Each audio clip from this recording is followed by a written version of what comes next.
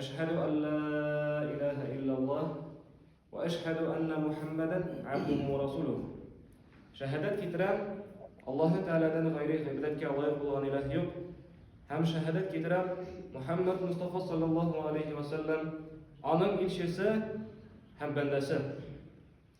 Mana shu so'zlarni kishi aytgach, ham mana shu so'zlarning ma'nosini qabul etgach, u musulmon. O'lik narsa qilgan, nishik yashagan, u muhim tugul.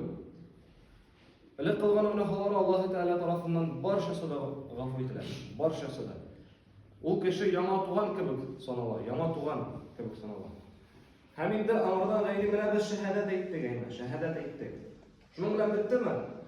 Yo'q. Kishiga qolgan Alloh taolo tomonidan vazifalar bor. Endi bittalar namoz, zakat, roza ham qo'ymayman. Buna oshib ketib bo'lganlarni namoz, kishi shahadat aytgan. Qonun ustida bo'lganlarning birisi.